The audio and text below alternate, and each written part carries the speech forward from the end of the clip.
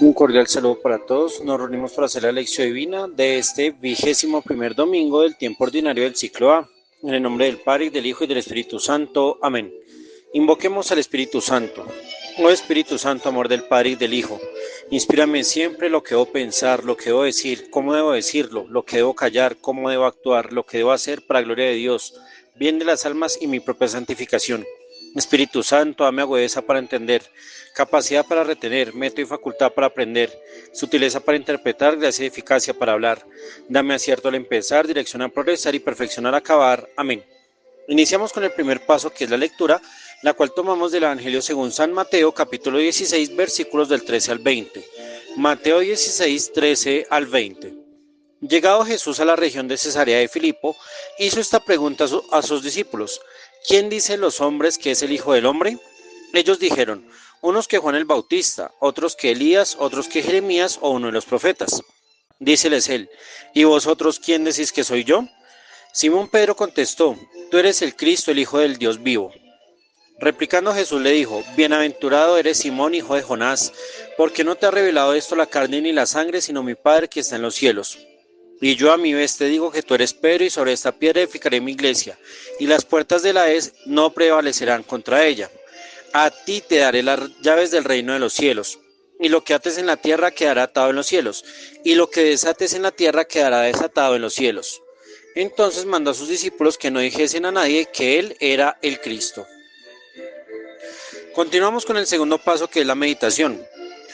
Cuando estamos en una experiencia romántica, plenos en amor puro y transparente, buscamos llevar la pareja a un lugar hermoso e inolvidable.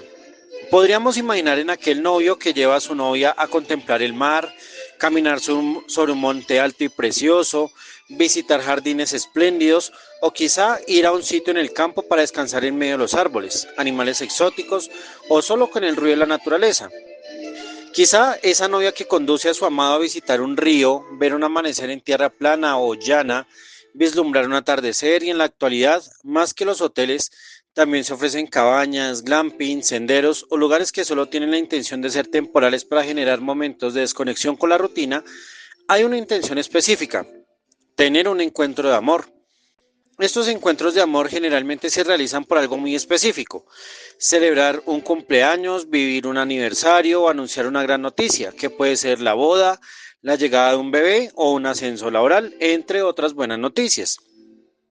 Esta experiencia de amor, que queda impresa en el alma y el corazón, genera cambios, fortalece la relación, conlleva a conocer más a la otra persona, o en dado caso, al confrontar las intenciones y motivaciones, si el resultado no es el esperado, genera rupturas radicales, dolorosas, pero también necesarias. Este contexto quiero que lo asumamos para entender el mensaje que la palabra de Dios nos quiere decir hoy. En primer lugar, luego de haber hecho una experiencia discipular y misionera, posterior a un rechazo en Nazaret, pero viviendo una experiencia de fe en Tiro y Sidón, después de haber anunciado las bienaventuranzas, alimentado al pueblo con 5 panes y 2 peces, pero también al haber vivido el desprecio y rechazo por los escribas y fariseos, Mateo sitúa a Jesús con los apóstoles en Cesarea de Filipo, que se ubica a 40 kilómetros al norte del mar de Galilea, en la base del monte Hermón, cerca del origen del río Jordán. Era una de las ciudades más bellas de la época. Pocas personas la habitaban. Su fundador, Filipo, era hermano del rey Herodes, uno de los tetrarcas nombrado por el Imperio Romano, y esta ciudad fue fundada como homenaje al César. Por eso su nombre es Cesarea, es decir, esta ciudad pertenece y es consagrada al César, al emperador, y este homenaje es dado por Filipo. Las mejores ciudades tenían como objeto servir de reconocimiento y dejar huellas imborrables en la historia. Esta ciudad, por su elegancia y finura, no tenía ni mendigos ni pobres. Allí vivía lo mejor de la sociedad de su tiempo. Eran casas enormes, bellas, hechas con materiales preciosos. Sus calles eran diseñadas por arquitectos romanos y su naturaleza era envidiable. Al estar rodeada de manantiales, su vegetación es dominante, su clima es agradable, sus bosques dan reposo al calor del lugar, y el monte Hermón recuerda la majestuosidad de la creación. El palacio de Filipo era la mejor construcción de su tiempo: puertas grandes y firmes, todo decorado con estilo romano. Abundaba en su interior el lujo, la comida y el vestuario. En este lugar tan precioso, Jesús lleva intencionalmente a sus discípulos a contemplar lo más hermoso de su tiempo. Jesús, como enamorado, quiere que sus apóstoles lleven recuerdos inolvidables, porque allí va a suceder algo decisivo. En el hoy de nuestra fe, es momento de recordar cuáles han sido los sitios más bellos que hemos visitado con el amor de nuestra vida. Una piscina, unos termales, el mar, la lluvia en un bosque, una quebrada, algunas cascadas, los desiertos, jardines, volar en un avión o en un helicóptero, navegar en un yate o en un barco, una cena en un restaurante hermoso acompañado de buen vino, unas praderas o valles encantadores, entre muchos lugares que nos hacen sonreír. Jesús quiere que los apóstoles se fijen y detallen qué tipo de hermosura ofrece el mundo, el poder, el dinero, la fama, y esto con una intención especial. Todo acto de amor implica también unas responsabilidades y unas consecuencias.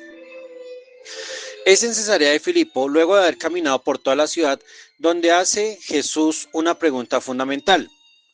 ¿Quién dicen los demás que es el Hijo del Hombre? Ellos exclaman cuatro opciones de respuestas populares. La primera es Juan Bautista. Juan Bautista, como lo hemos mencionado en anteriores Lección Divina, es el precursor del Salvador.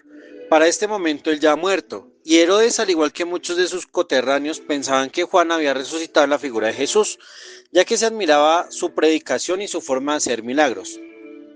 Que digan que Jesús es Juan Bautista lleva una doble connotación.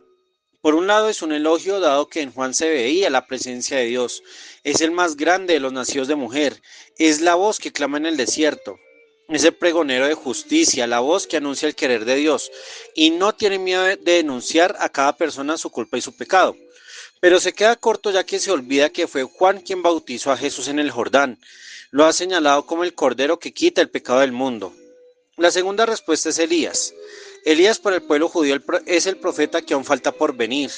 Si leemos el segundo libro de los Reyes en el capítulo 2 versículos del 11 al 13 y en Malaquías 3:23, Elías fue arrebatado por Dios en un carro de fuego y en su llegada se anunciaría el día de Yahvé grande y terrible. Para muchas personas de su época, Jesús también representaba a Elías, por el poder de sus palabras, por la majestuosidad de sus señales, muchas de ellas compartidas por ambos. Resucitar hijos, dar de comer, compartir su espíritu. Hay bastantes coincidencias que permitían pensar que Jesús contenía el espíritu de Elías, pero Mateo ya ha puesto en boca de Jesús que el espíritu de Elías ya estaba en Juan Bautista, que él ha venido pero no ha sido reconocido como tal. Ya Juan Bautista, asumiendo el ser de Elías, ha llegado para preparar el día del Señor, anunciado por un bautismo de conversión y arrepentimiento. La tercera respuesta es Jeremías, un profeta especial para la religión judía. Fue un hombre cuyo nacimiento ya estaba en los planes divinos. Fue consagrado y preparado por el mismo Dios para ser su profeta. Su relación con Dios y con el pueblo se basó en un amor puro, radical y justo. Quería lo mejor para su pueblo, pero como el amor hace ver la verdad en todo acto y decisión, denunciaba todo aquello que desagrada a Dios. Y por ello fue preso, amenazado y perseguido. Nacido de una familia sacerdotal, hizo de su biografía una experiencia de amor y reconciliación con Dios, de alabanza y de queja, de silencios y grandes reclamos. Su profecía sembró resistencia en su propio pueblo, y quizá por este perfil muchos veían en Jesús el retorno de Jeremías. Veían en él y en su vida una predestinación para servir de consuelo, esperanza y justicia. Contemplaban en Jesús un perfil muy distante de las estructuras y lógicas políticas. Entendían en él una relación abierta y transparente con Dios su Padre. Sin embargo, también esa respuesta se queda corta, ya que Jesús no solo mantiene relación con Dios, es Dios mismo. Él ha bajado del cielo y ha asumido nuestra humanidad y Él viene como palabra que busca a los hombres para formar una relación amistosa que se comunica en gestos, obras y palabras, revelando la donación total de Dios. La cuarta respuesta se queda aún más corta, uno más entre los profetas.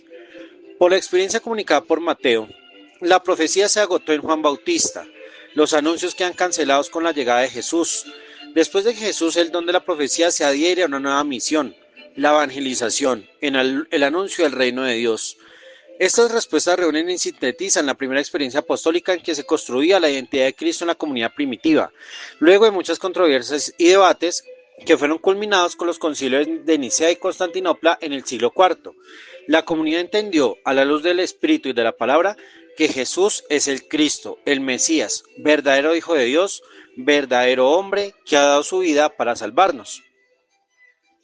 Esta experiencia vivida en Cesarea de Filipo hace que los apóstoles abran sus corazones y cuenten lo que han escuchado a las personas con las que han convivido, a los que escucharon su mensaje, los que fueron sanados de las enfermedades, a aquellos que alimentaron, de todos aquellos que fueron liberados y exorcizados. Luego Jesús, mirándolos fijamente a sus ojos, leyendo sus corazones en la calma y serenidad del momento, pregunta: ¿y ustedes quién dicen que soy yo? Esta no es una pregunta filosófica que resume ideas o especulaciones. No es una pregunta teológica que pretende entender el Antiguo Testamento. Es una pregunta de amor. ¿Qué significo yo para ti? El ser en la comunidad hebrea no es un conjunto de datos, es una experiencia de vida. Y al hablar del ser conlleva hablar del impacto de las acciones y palabras en la propia vida. Jesús ha llegado a la experiencia de purificar las intenciones y las motivaciones que sus apóstoles tenían hacia Él. Y esa misma pregunta es hecha a los mismos cristianos de todos los tiempos. ¿Quién es Jesús para ti? Para muchos, hoy Jesús es un pensador humanista, un filósofo del amor, un revolucionario político, un carismático que hizo el bien en su tiempo, un religioso libre. Para otros es un producto del imaginario colectivo, una idea de ser buena persona, un superhéroe o un showman. Y para otro sector es un peligro, un estorbo, alguien que toca eliminar de la historia, un mal necesario para mantener el equilibrio. Esta pregunta, ¿qué significa Jesús en tu vida? Es una pregunta que toca tu corazón y te invita a cuestionar, no qué sabes de Jesús, sino si has sido capaz de relacionarte con Él, conocerlo, dialogar con Él, dejarlo actuar en tu existencia, verlo presente en la Eucaristía, en la palabra, en los pobres, en la familia, en las obras de amor, en la belleza de la vida. Esta pregunta la hace Jesús a tu corazón. ¿Quién dices tú que soy yo? Simón responde: tú eres el ungido, el Hijo de Dios viviente. Esta no es una respuesta común ni era lógica en Simón. Para hablar del ungido tenemos que remitirnos al Salmo 2. Allí encontramos que es Dios mismo quien unge al rey en el monte Sión y lo ha nombrado su Hijo. Para entender estas dos expresiones, vinculamos la experiencia de Israel. La unción se hacía con el aceite, y el aceite, al entrar en la persona, le brinda fuerza física. Es un regalo para fortalecer la salud, es una señal de alegría y finalmente es expresión de belleza. Dios es el único que puede ungir y lo hace a través de sus siervos los profetas. Dios unge particularmente a quien tiene un combate y requiere usar una armadura, y esta es una señal de su protección. Unge a los enfermos para llenarlos de vitalidad y de fortaleza física, protegiéndolos de virus o infecciones del ambiente y dota la piel de resistencia. Unge a los profetas y reyes como señal de alegría, gozo y elección. Cada elegido es la señal de que Dios ama, bendice, acompaña y asiste a través del consagrado, mostrando así que el mérito no corresponde a quien es consagrado, sino que es un regalo del cielo porque es la garantía de la presencia de Dios con su pueblo. Y la unción. El aceite, como está cargado de aromatizantes, es la fragancia de una nueva identidad. El olor que expele el ungido es la fragancia de la belleza. Es el distintivo que aparta lo bello de lo común, separa lo que es propio de lo extraño. Por eso la unción se aplicaba no solo a personas, reyes, profetas y sacerdotes, sino que también se aplicaba al altar del templo, al suelo donde hubo una manifestación de Dios, animales sacrificados y a las puertas. Que Pedro le haya dicho a Jesús: tú eres el ungido, es la forma más clara para decirle a él: eres tú quien fortalece mi vida, tú eres quien me da la salud, tú me proteges del mal, tú alegras mi existencia, tú me has hecho distinto a los demás, contigo me siento más cerca de Dios. No son expresiones románticas o salidas de las emociones. Pedro acaba de revelar lo que ha significado su encuentro con Jesús, porque si lo ampliamos y lo extendemos a la confesión que hace Pedro, es la revelación de lo que hace Jesús con la humanidad. Él ha venido para darnos la fuerza en la lucha contra el mal. Él ha curado todas nuestras dolencias. Él nos alegra la existencia con el pan de su carne y el vino de su sangre. Y Él ha dado su aroma en la cruz para que seamos nuevas criaturas. Jesús, como ungido, protege, libera, sana, alegra y embellece la vida del creyente. Luego sigue con la expresión Hijo del Dios viviente.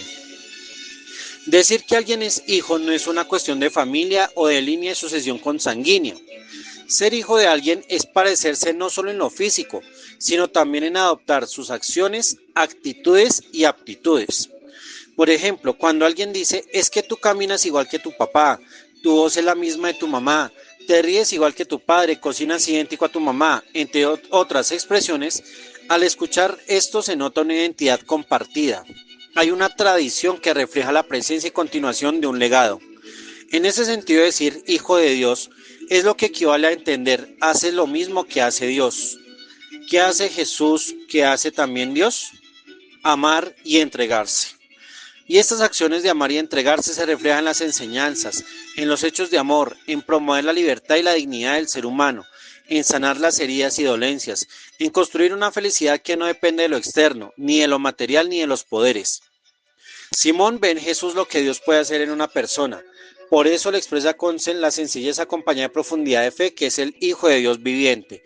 Y como ya hemos indicado, viviente significa que vive y es capaz de dar vida. Por ello la respuesta de Jesús es profunda, feliz, bienaventurado, dichoso. La felicidad en la Biblia es distinta del paganismo y del pensamiento del mundo, ya que no está en la adquisición de propiedades, ni en las riquezas, ni en los puestos de poder. La felicidad, como se describe en los salmos, en los profetas y en los libros sapienciales, está en temer a Dios, ser justo, llevar una vida recta y en tener una confianza en Dios sin límites. Esta felicidad es la que declara Jesús a Simón. Su dicha es una bienaventuranza de libertad, de abandono, una experiencia de amor redentor.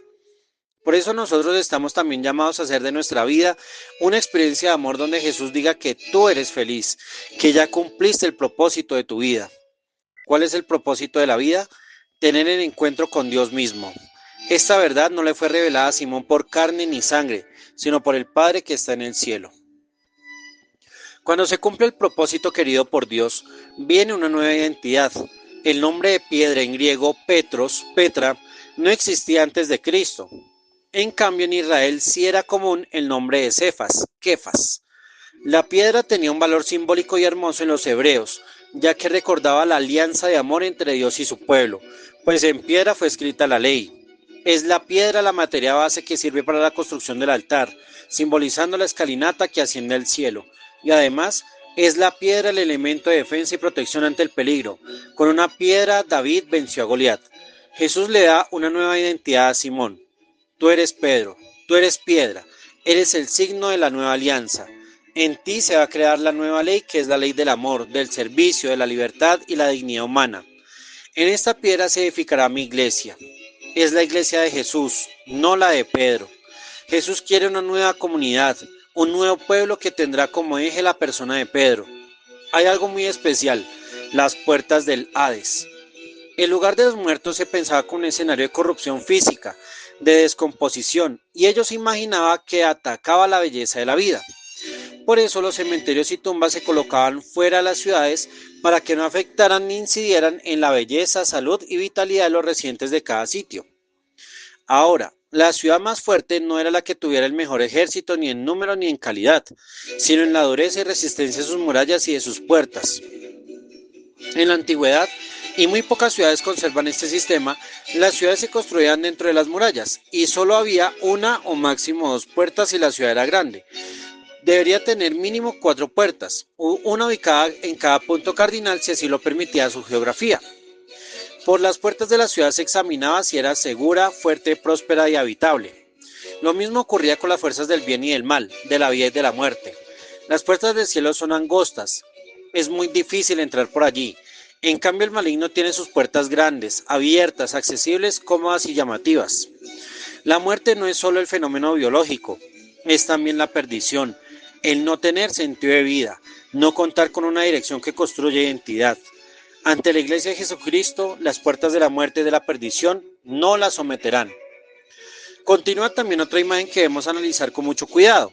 Las llaves del reino de los cielos no son como las suelen pintar los artistas ni como si fueran las mismas llaves de la actualidad.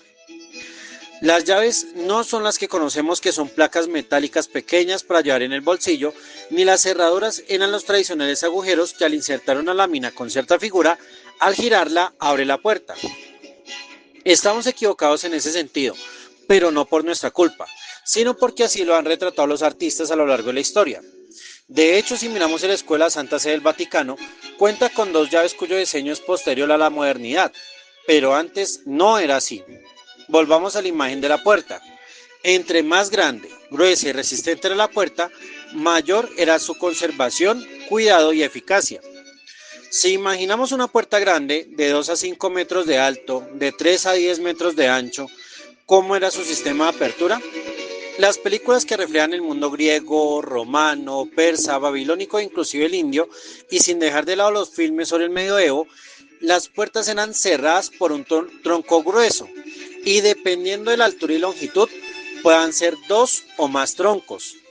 Estos troncos eran conocidos como las llaves, pero para levantarlos y poder moverlos tanto al abrir como al cerrar, se requería de unos soportes metálicos para ser levantado entre dos o más personas. Entonces no olvidemos, el tronco grande era la llave y las láminas servían para mover las llaves de modo que se retiraran para abrir y se colocaban al cerrar las puertas. Quien tenía el poder de ordenar a los servidores de abrir y cerrar las puertas, quien las llevaba y retiraba era el mayordomo. Generalmente era el hombre más inteligente y más fuerte de la casa, pues a él le correspondía discernir si justificaba el esfuerzo de abrir la puerta para dejar entrar o dejar salir, ya que en caso de que algún servidor no tuviera la fuerza suficiente, era él quien debía hacer el esfuerzo. Entonces, ser el dueño o administrador de las llaves era un cargo que requería bastante confianza de parte del dueño de la propiedad para entregarlo. Por ello, en Isaías 22, la primera lectura de este domingo, el profeta dice de parte del Señor: llamaré a mi siervo Eliaquín, le revestiré de tu túnica, con tu fajín la sujetaré. Tu autoridad pondré en su mano, y será él un padre para Jerusalén y Judá. Pondré la llave de la casa de David sobre su hombro.